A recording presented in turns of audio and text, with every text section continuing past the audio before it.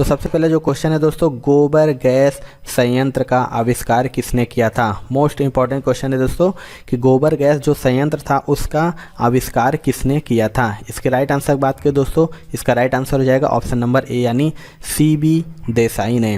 गोबर गैस संयंत्र का आविष्कार CB देसाई ने किया था।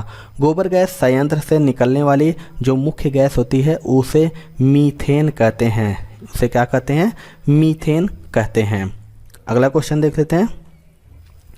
किस गैस से सड़े अंडे की गंध आती है। आपको बताना है इनमें से किस गैस से सड़े अंडे की गंध आती है। इसका राइट आंसर हो जाएगा ऑप्शन नंबर ए यानी hydrogen sulphide. Hydrogen sulphide gas से सड़े अंडे की गंध आती है और यह एक रंगहीन तथा अधिक विषैली गैस है। चलिए अगला क्वेश्चन देखते हैं। कैथोड किरणें हैं, इनमें से आपको बताना है जो कैथोड किरणें क्या हैं। तो इसका राइट आंसर हो जाएगा दोस्तों ऑप्शन नंबर ए। कैथोड किरणें जो कि इलेक्ट्रॉनों की धारा हैं। कैथोड किरणों को इलेक्ट्रॉन बीम भी कहा जाता है तथा यह इलेक्ट्रॉनों की धाराएं हैं। अगला क्वेश्चन देख लेते हैं दोस्तों। गोबर गैस में मुख्य रूप से पाई जाती है। मोस्ट इम्पॉर्टेंट है दोस्तों, वेरी वेरी इंपॉर्टेंट ये क्वेश्चन है। मैक्सिमम बार एग्जाम में आता है, हर एग्जाम में ये पूछता है कि गोबर गैस में मुख्य रूप से कौन सी गैस पाई जाती है। इसकी राइट आंसर बात करें तो इसका राइट आंसर हो जाएगा दोस्तों ऑप्शन नंबर डी यानी मीथेन। मीथेन जो होता है वो गोबर गैस में मुख्य रूप से पाई जाती है। यह एक घरेलू ईंधन के रूप में भी प्रयुक्त होती है। गोबर गैस के अवशिष्ट का प्रयोग खाद के रूप में किया जाता है। बायोगैस में मीथेन सर्वाधिक मात्रा में पाई जाती है। चलिए अगला क्वेश्चन देखते हैं। निम्नांकित में से कौन सी गैस का आवरण सूर्य से हानिकारक पराबैंगनी विकिरण को अवशोषित कर लेता है। चार ऑप्शन है आपके पास, बताना है कि कौन सी गैस का आवरण सूर्य से हानिकारक पराबैंगनी विकिरण को अवशोषित कर लेता है। तो इसका राइट आंसर हो जाएगा दोस्तों ऑप्शन नंबर ए यानी ओजोन। ओजोन जो कि ओजोन गैस पृथ्वी की रक्षा कवच की तरह कार्य करती है, अतः यह गैस सूर्य से हानिकारक पराबैंगनी किरणों को अवशोषित कर लेती है तथा पृथ्वी पर जीवों की रक्षा करती है। अगला क्वेश्चन देख लेते हैं। लाफिंग गैस है, मोस्ट इंपॉर्टेंट ये भी क्वेश्चन है दोस्तों, मैक्सिमम एग्जाम में पूछता है कि लाफिंग गैस कौन सी है इनमें से। इसका राइट आंसर हो जाएगा option number C N2O। Laughing gas जिसे N2O भी कहते हैं, नाइट्रस ऑक्साइड को सूंघने से उत्तेजना उत्पन्न होती है और हंसी आने लगती है, अतः इस गैस को हास्य गैस भी कहते हैं। अगला क्वेश्चन देख लेते हैं। वायु निम्नलिखित में से क्या है। आपको बताना है कि जो वायु है वो इनमें से क्या है। तो इसका राइट आंसर बात करें दोस्तों, इसका राइट आंसर हो जाएगा ऑप्शन नंबर सी यानी मिश्रण। वायु जो कि विभिन्न गैसों का एक मिश्रण है। इसमें नाइट्रोजन, ऑक्सीजन, कार्बन डाइऑक्साइड, जलवाष्प, अक्रिय गैसें आदि होती हैं। अगला क्वेश्चन देख लेते हैं दोस्तों। बंद कमरों में स्टोव व अंगीठी का प्रयोग न करने की सलाह किन कारणों से दी जाती है। ठंडी में जैसे बंद कमरा रहता है तो वहाँ पे बताया जाता है कि कमरों में स्टोव और अंगीठी का प्रयोग न करने की सलाह क्यों दी जाती है। तो इसका राइट आंसर हो जाएगा दोस्तों ऑप्शन नंबर सी यानी कार्बन मोनोऑक्साइड से विषायन।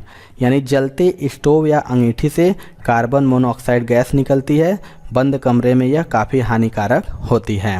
अगला क्वेश्चन देख लेते हैं दोस्तों। प्राकृतिक गैस के बारे में निम्नलिखित में से कौन सा कथन असत्य है। आपको बताना है कि इनमें से कौन सा कथन प्राकृतिक गैस के बारे में गलत है। तो इसका राइट आंसर हो जाएगा दोस्तों ऑप्शन नंबर डी। यह CO तथा H2 का मिश्रण है। प्राकृतिक गैस हाइड्रोकार्बनों का मिश्रण होता है जिसमें 80% CH4 रहता है। इसका प्रयोग ईंधन के तौर पर किया जाता है। इसका प्रयोग उर्वरकों के निर्माण में भी किया जाता है। चलिए अगला क्वेश्चन देख लेते हैं। प्रोड्यूसर गैस का ईंधन तथा नाइट्रोजन के स्रोत के रूप में प्रयोग किया जाता है। यह गैस प्राप्त की जाती है। चार ऑप्शन है आपको बस बताना है कि जो प्रोड्यूसर गैस का ईंधन तथा नाइट्रोजन के स्रोत के रूप में प्रयोग किया जाता है, यह गैस कहाँ से प्राप्त की जाती है। तो इसका राइट आंसर हो जाएगा दोस्तों ऑप्शन नंबर डी यानी भाप को उद्दीप्त कोक पर प्रवाहित करने पर जो प्रोड्यूसर गैस होता है वो ईंधन तथा कांच व इस्पात और नाइट्रोजन के स्रोत के रूप में प्रयोग की जाती है। यह गैस भाप को उद्दीप्त कोक प्रवाहित कराने पर प्राप्त होती है। प्रोड्यूसर गैस मुख्यतः नाइट्रोजन तथा कार्बन मोनोऑक्साइड गैसों का भी मिश्रण होता है। अगला क्वेश्चन देखते हैं। दोस्तों यदि आप रेलवे ग्रुप डी एग्जामिनेशन 2022 के लिए तैयारी कर रहे हैं तो आपके लिए बहुत सारे बुक्स मैं लाया हूं जो बहुत ज्यादा इंपॉर्टेंट है और आपको ले लेना चाहिए। दोस्तों मैथ का मैंने 500 क्वेश्चन रेडी किया है as guess paper, super guess question है सारे के सारे विद कंप्लीट सोल्यूशन और ट्रिक के साथ दोस्तों इसे बनाया गया है specially for railway group D examination 2022। एकदम आपको 500 के 500 क्वेश्चन को प्रैक्टिस करके जाना है एग्जामिनेशन में।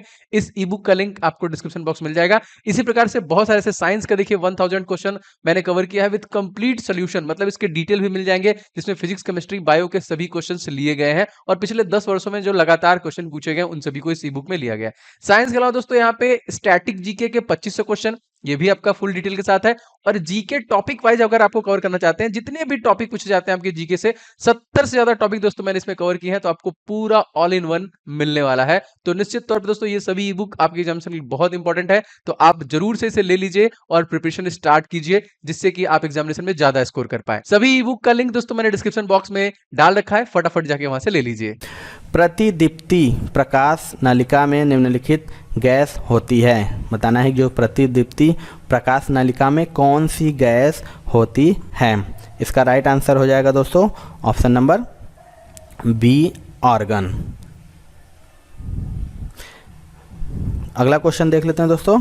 हाइड्रोजन गैस सामान्यतः तैयार की जाती है। 4 ऑप्शन है आपके पास, बताना है कि हाइड्रोजन गैस सामान्यतः कैसे तैयार की जाती है। तो इसका राइट आंसर हो जाएगा दोस्तों ऑप्शन नंबर डी, यानी तनुकृत H2SO4 के साथ शुद्ध जस्ते की अभिक्रिया द्वारा। जब तनु H2SO4 के साथ शुद्ध जस्ता की क्रिया से H2 गैस सामान्यतः तैयार की जाती है। अगला क्वेश्चन देख लेते हैं। द्रवित पेट्रोलियम गैस के प्रमुख संघटक है। 4 ऑप्शन है आपके पास, बताना है कि द्रवित पेट्रोलियम गैस के प्रमुख संघटक क्या हैं। तो इसका राइट आंसर हो जाएगा ऑप्शन नंबर सी, यानी ब्यूटेन और आइसोब्यूटेन। आपकी बात बता दें कि LPG या द्रवित पेट्रोलियम के प्रमुख संघटक ब्यूटेन और प्रोपेन है। LPG के रिसाव की पहचान हेतु उसमें दुर्गंधयुक्त पदार्थ मिथाइल मर्केप्टोन मिला दिया जाता है। इसमें ब्यूटेन की मात्रा सर्वाधिक होती है। चलिए अगला क्वेश्चन देख लेते हैं। रसोई गैस मिश्रण है। 4 ऑप्शन है आपके पास, बताना है कि रसोई गैस किसका मिश्रण है। तो इसका राइट आंसर हो जाएगा, अभी मैंने बताया आपको, सी हो जाएगा, ब्यूटेन एवं प्रोपेन का। जो रसोई गैस जिसे हम LPG कहते हैं मुख्यतः ब्यूटेन एवं प्रोपेन का मिश्रण होता है। चलिए अगला क्वेश्चन देखते हैं। किसी गैस का आयतन स्थिर ताप पर 20% कम करने के लिए उसका दाब कितने प्रतिशत बढ़ाना होगा। तो इसका राइट आंसर हो जाएगा दोस्तों ऑप्शन नंबर बी, यानी 25%। गैस का जो आयतन स्थिर ताप पर 20% कम करने के लिए उसका दाब 25% बढ़ाना होगा। चलिए अगला क्वेश्चन देख लेते हैं दोस्तों यदि आप रेलवे एग्जाम की तैयारी करना चाहते हैं दोस्तों तो अनअकैडमी प्लेटफॉर्म पे आप अनअकैडमी प्लस ले सकते हैं 20% डिस्काउंट। जी हाँ दोस्तों, जो 25 से 28 अप्रैल के बीच में ही आपको लेना है।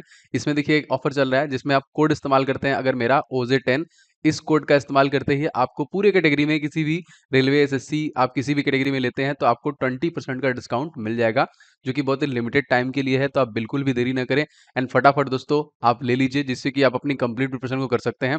आपको वहाँ पे लगातार डाउट क्लियरिंग सेशन मिलते हैं, आप रेज हैंड के फीचर का इस्तेमाल कर सकते हैं, प्लस के थ्रू डायरेक्ट एजुकेटर से बात कर सकते हैं एंड बहुत सारे बेनिफिट आपको मिल जाएंगे। तो बिल्कुल भी देरी आपको नहीं करना है और कोड इस्तेमाल करना है दोस्तों OJ10। इस कूपन कोड के इस्तेमाल करते ही आपको 20% का डिस्काउंट अनअकैडमी प्लेटफॉर्म पे मिल जाएगा। और पूरे अनअकैडमी प्लेटफॉर्म पे रेलवे SSC इन सभी कैटेगरीज में, बैंकिंग सभी कैटेगरीज में आपको 20% का डिस्काउंट मिल जाएगा। तो बिल्कुल लिमिटेड पीरियड के लिए है, फटाफट आप लोग सब्सक्रिप्शन ले लीजिए। तापमान को कितना कम कर देने से सभी गैस शून्य आयतन घेरेगी। 4 ऑप्शन है आपको पास, बताना है कि तापमान होता है उसको कितना कम कर देने से सभी गैस शून्य आयतन घेरेगी। तो इसका राइट आंसर हो जाएगा दोस्तों option number C, -273 degree Celsius. यानी जो -273 डिग्री सेल्सियस पर सभी गैसें शून्य आयतन घेरेगी। चार्ल्स के नियम के अनुसार परम शून्य पर गैस का आयतन शून्य हो जाना चाहिए, परंतु सभी वास्तविक गैसें इस ताप तक पहुंचने के पहले ही द्रव या ठोस पदार्थ में परिणत हो जाती हैं। चलिए अगला क्वेश्चन देखते हैं। बॉयल नियम मोस्ट इम्पॉर्टेंट है। बॉयल नियम स्थिति में लागू होता है। इनमें से आपको बताना है कि कौन सा बॉयल नियम में लागू होता है। इसके राइट आंसर बात करें दोस्तों तो इसका राइट आंसर हो जाएगा ऑप्शन नंबर बी यानी नियत तापमान। जो बॉयल नियम के अनुसार देखेंगे तो स्थिर ताप पर किसी गैस की निश्चित मात्रा का आयतन उसके दाब के व्युत्क्रमानुपाती होता है। अगला क्वेश्चन देखते हैं दोस्तों। तापमान और दाब की समान स्थितियों के अंतर्गत सभी गैसों के समान आयतन में अणुओं की सामान्य संख्या रहती है। यह नियम कहा जाता है। 4 ऑप्शन है, आपके पास बताना है कि इसका राइट आंसर क्या होगा। तो इसका राइट आंसर हो जाएगा दोस्तों ऑप्शन नंबर ए यानी आवोगाद्रो नियम। अगला क्वेश्चन देख लेते हैं दोस्तों। ऑक्सी एसिटिलीन फ्लेम कटिंग के दौरान धातु कट जाती है। इनमें से आपको बताना है कि जो ऑक्सी एसिटिलीन फ्लेम कटिंग के दौरान धातु कट जाती है। तो इसका राइट आंसर हो जाएगा दोस्तों ऑप्शन नंबर डी यानी गहन ऑक्सीकरण द्वारा। जो ऑक्सी एसिटिलीन फ्लेम कटिंग में जो 2 गैसों ऑक्सीजन एवं एसिटिलीन का प्रयोग किया जाता है जो कि धातु को काटने में प्रयुक्त होती है। अगला क्वेश्चन देख लेते हैं दोस्तों। निम्नलिखित में से कौन बड़े शहरों की वायु को प्रदूषित करता है। 4 ऑप्शन है, आपके पास बताना है कि इनमें से कौन बड़े शहरों की वायु को प्रदूषित करता है। तो इसका राइट आंसर हो जाएगा दोस्तों ऑप्शन नंबर बी यानी लेड। बड़े शहरों में वाहन जनित प्रदूषण पर्याप्त होता है। ईंधन के रूप में प्रयुक्त पेट्रोल में एंटी नॉकिंग एजेंट के रूप में टेट्राएथिल लेड पड़ता है। अगला क्वेश्चन देख लेते हैं दोस्तों। सर्विस स्टेशनों पर मोटर कारों की जाने वाली प्रदूषण जांच द्वारा इनमें से किसकी जांच व अनुमान किया जाता है। जो सर्विस होता है स्टेशनों पर उनमें मोटर कारों के जो प्रदूषण जांच द्वारा किसकी जांच व अनुमान किया जाता है। तो इसका राइट आंसर हो जाएगा ऑप्शन नंबर ए यानी सीसा व कार्बन कण का। जो सर्विस स्टेशनों पर प्रदूषण जांच में सीसा एवं कार्बन कणों की जांच की जाती है क्योंकि इसकी प्रमुख मोटरयान प्रदूषकों में गणना होती है। चलिए अगला क्वेश्चन देख लेते हैं दोस्तों। आदर्श गैस की ऊर्जा आधारित होती है। आपको बताना है कि आदर्श गैस की ऊर्जा इनमें से किस पर आधारित होती है। तो इसका राइट आंसर हो जाएगा दोस्तों ऑप्शन नंबर सी यानी तापमान पर। किसी गैस की गतिज ऊर्जा उसके परम ताप के अनुक्रमानुपाती होती है। अगला क्वेश्चन देख लेते हैं। निम्नलिखित में कौन सी आदर्श गैस नहीं है। 4 ऑप्शन है, आपके पास बताना है कि इनमें से कौन सी आदर्श गैस नहीं है। तो इसका राइट आंसर हो जाएगा दोस्तों ऑप्शन नंबर सी यानी सिलिकॉन। ये वे सभी गैसें आदर्श गैसें कहलाती हैं जो आदर्श गैस समीकरण जो होता है PV बराबर nRT का अनुसरण करती हैं। अगला क्वेश्चन देख लेते हैं दोस्तों। एक आवोगाद्रो संख्या का मान होगा। मोस्ट इंपॉर्टेंट है, मैक्सिमम ये क्वेश्चन आता है दोस्तों कि एक आवोगाद्रो संख्या का मान कितना होगा। तो इसका राइट आंसर हो जाएगा दोस्तों ऑप्शन नंबर बी यानी 6.022 इंटू 10 के पावर 23। मोल एक संख्या है जो 12 ग्राम कार्बन 12 में उपस्थित परमाणुओं की संख्या के बराबर होती है। आधुनिक तकनीकी से ज्ञात किया जा चुका है कि 12 ग्राम कार्बन में परमाणुओं की संख्या 6.022 इंटू 10 के पावर 23 होती है। इन संख्या को ही आवोगाद्रो संख्या कहते हैं। चलिए अगला क्वेश्चन देख लेते हैं दोस्तों। निम्नलिखित में से किसे मार्स गैस कहते हैं। मोस्ट इंपॉर्टेंट ये भी क्वेश्चन है दोस्तों, आपको बताना है इनमें से मार्स गैस किसे कहते हैं। इसके राइट आंसर की बात करें दोस्तों तो इसका राइट आंसर हो जाएगा ऑप्शन नंबर डी यानी मीथेन को। मीथेन जो कि प्रकृति में दलदली स्थानों में पाए जाने के कारण मार्स गैस कहलाती है। यह कार्बनिक पदार्थों के सड़ने गलने से बनती है। कोयले की खानों में भी यह पाई जाती है जिससे प्रायः आग लग जाती है। इसी कारण से इसे फायर डंप भी कहते हैं। तो ये थी दोस्तों आज की वीडियो। आपको वीडियो कैसा लगा कमेंट सेक्शन में जरूर बताइएगा।